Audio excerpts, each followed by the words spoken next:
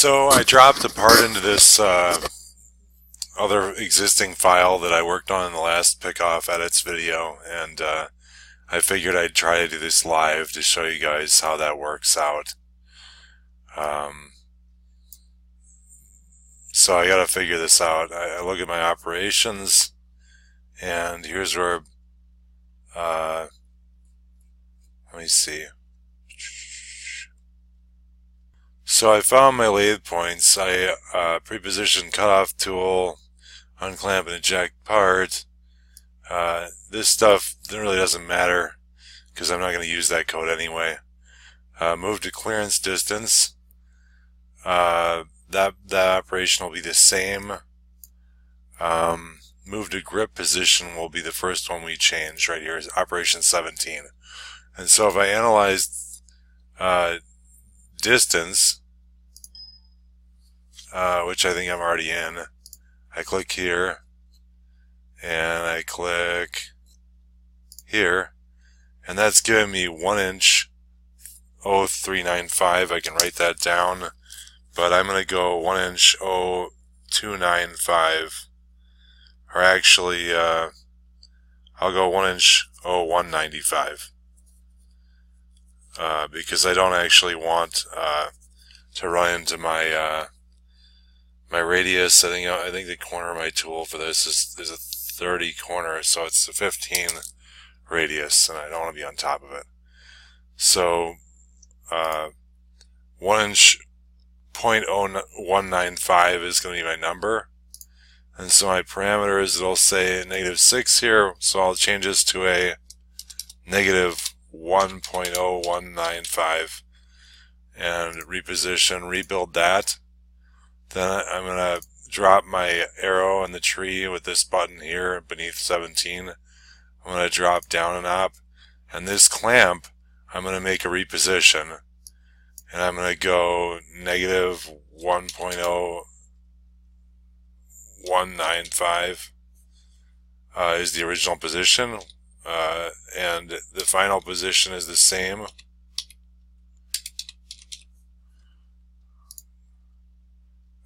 Rebuild that. Then I'm going to make it back to being a clamp. Rebuild that. Then I'm going to move down the tree, and I've got stock spindle unclamp. That's going to remain, I believe that remains the same. I'm not going to reposition that. And so if I zoom out, I should see, my chalk jaws are where they're supposed to be. I keep coming down. I need a pull here, okay? And so I need to analyze distance again by clicking analyze distance. Grab this line, grab that line to get my part over all length. I need to come in here to make sure that's correct, okay? So I've got this, coordinate system's funny in lathe. It should be a Z, but they have an X here. And so that number is 1.6775. Pull up a Windows calculator. So I got 1.6775 plus my cutoff and front and back face stock is going to be 0.140 total. And that's the number I've got, 1.8175. And from this number I can subtract my grip, 1.0195. I get 798 is the value, so I'll write that number down. And that's the positive value I'm going to pull the B, in this case axis, to in this operation. So my pull stock op is going to be modified from -1.0195, the correct position, to Z.798. We're going to reposition, we'll rebuild that, and that's our pull. And that looks a little long somehow. I don't, oh, okay, because I'm seeing this artifact, this old turning stock from the program. I haven't reconnected all the geometry to yet, so I'm not looking at an actual indication of what I'm going to be looking at. So then we're going to come down here, we'll go to parameters on stock clamp, we'll make this a reposition move, 1.0, 195. The final position will be, or wait a minute, I'm sorry, this is going to be that 0.798, and that's both positions, 0.798. So we click there, rebuild that, then we come in here and we turn it back into a clamp, right? Oh, whoops. That was not correct. My stock spindle should not have moved. So I don't even know if there's a way to recover that.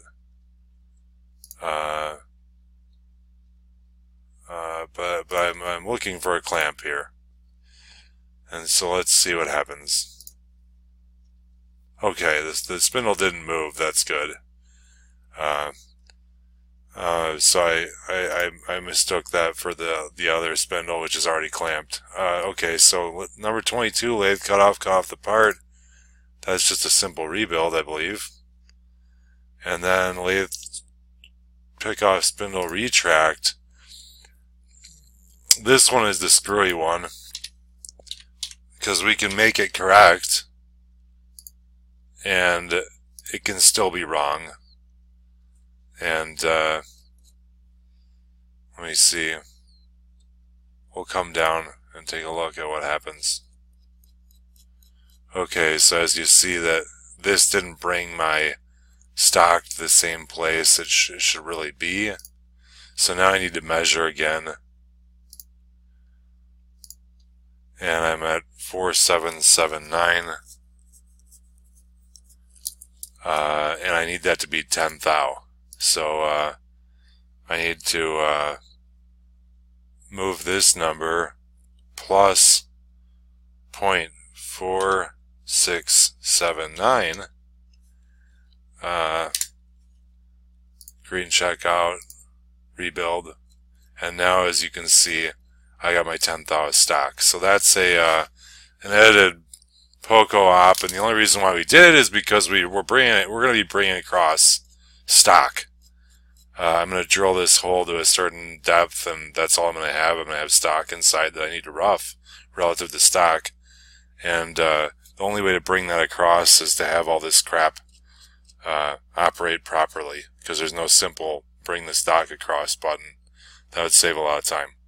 Anyway, I hope that helps.